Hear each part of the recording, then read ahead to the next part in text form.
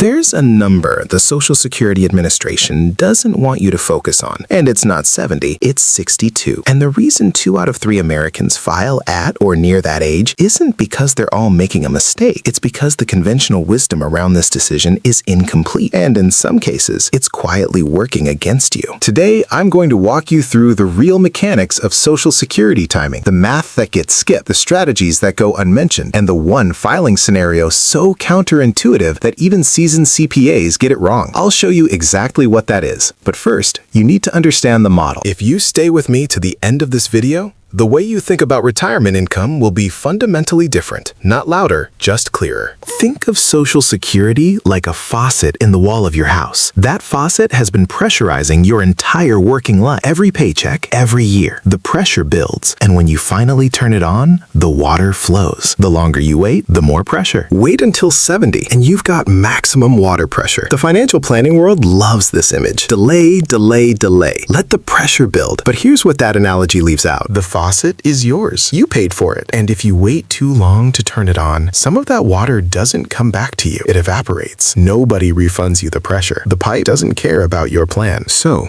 the real question isn't whether to wait. It's whether waiting actually serves you, given your life, your health, your spouse, and yes, the stock market. Let me build the foundation with some real numbers, because this conversation has to start with math before it earns the right to get personal. Take someone, call him Ray. Ray earned around $90,000 in his final working year. Solid career, responsible guy. He's got 3 choices. File at 62 and collect roughly $2,238 a month. Wait until his full retirement age of 67 and collect around $3,198. Or hold all the way to 70 and receive $3,966 monthly. The standard advice says delay. More per month, better outcome. Simple. Except it's not simple, because the Social Security Administration's own actuarial data shows that someone who reaches age 62 without a serious health condition has an average life expectancy closer to 84, not 79. That's the at-birth average.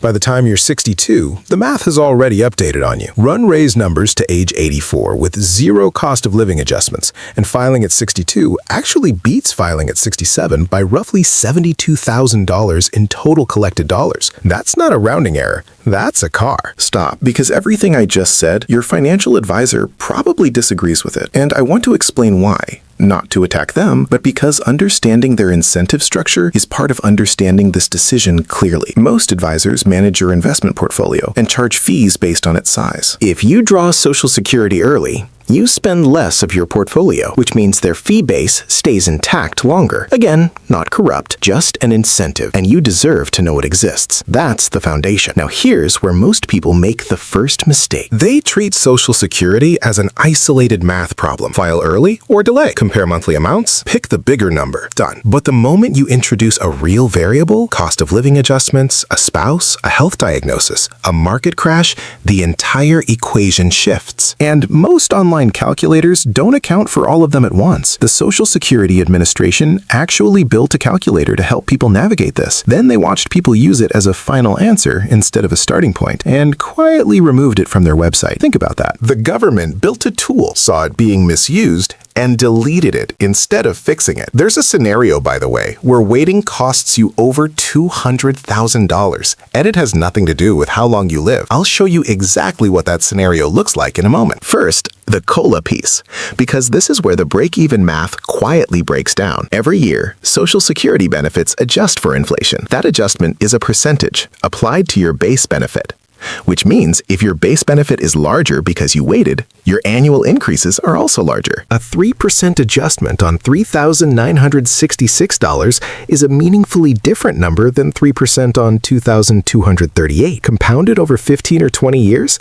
that gap becomes enormous. Add realistic COLA assumptions into the model, and the lifetime difference between filing at 62 versus waiting to 70 can reach $246,000. That changes the conversation entirely. There's one filing strategy so counterintuitive that even CPAs get it wrong, and this is where it gets deeply personal. If you stay with me through the next 2 minutes, you're going to understand something most people spend thousands of dollars in advisor fees never fully grasp. Here's the scenario. Your spouse is the higher earner. They have a serious health diagnosis, heart condition, cancer, something that quietly shifts the actuarial math. Their expected lifespan is shorter than the average table assumes. The conventional wisdom says the higher earner should always delay, maximize their benefit, protect the survivor. But watch what actually happens. You file for your own benefit at 62, your smaller amount. You collect that income while your spouse is still alive. Then, when your spouse passes, you switch to their survivor benefit, the larger one. You don't lose it, you inherit it. What you've done is collect years of your own benefit that you otherwise would have left completely on the table.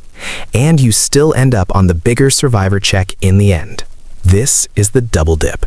And it's entirely legal, entirely logical, and almost entirely ignored in standard retirement planning conversations. If that made sense to you, and I think it did, share this video with someone making this decision right now. They need to see this math before they file. And here's the part nobody puts in the spreadsheet. The money you have at 63 is not the same as the money you have at 79, even if the dollar amounts are identical, because your ability to use it isn't the same. Retirement spending follows a predictable curve. High in the early years when you're mobile and curious, lower in the middle years, and very low at the end. Filing earlier, in some cases, is a quality of life decision, dressed up as a financial one. We've covered the math. Now, let's talk about what the math can never measure. There's a version of getting this right that looks like waiting until 70, collecting the maximum check, and spending it on medical appointments, because that's all you have the energy for. And there's a version of getting this right that looks like opening the faucet earlier, taking a smaller flow, and actually living the retirement you plan. Neither version is automatically correct, but only one of them accounts for the fact that time is the one resource you cannot reclaim. But wait, your financial advisor isn't lying to you. They're just not telling you everything. And part of that is structural. Part of it is that the conversation around Social Security has been simplified to the point of being misleading. Delay is the safe answer to give. It protects advisors from liability. It's defensible, but defensible and optimal are not the same thing. Here's what I want you to actually do with all of this. Run the break-even analysis, but change your life expectancy assumption by 3 years in each direction. If your optimal strategy flips completely with that small change, the margin for error is thin, and you need more information before deciding. If you have a spouse, never analyze Social Security in isolation. Model your combined household as a coordinated system. The filing decision for one partner directly affects the other spousal and survivor benefits. This is not optional math. This is the math. And if you're currently in a market downturn, a low-income year, or facing a health shift in your family, those are the exact moments to revisit your filing timeline, not the plan you made in calm water 5 years ago. I cover a new retirement strategy every week, the kind that doesn't make headlines, but quietly changes outcomes. If you want to be there for the next one, subscribe. Not because I asked nicely, but because the next video covers something most people don't discover until it's already cost them. One last thing, a system you paid into for your entire working life should not be a mystery to you. The faucet is yours. You built the pressure. The only question worth asking is when turning it on actually serves your life. Not the model, not the advisor, not the standard advice. Your life. Progress beats perfection, and understanding beats waiting. Drop in the comments, what's the one piece of Social Security advice you've been given that never quite sat right with you? I read every single one, and the best responses shape what I cover next.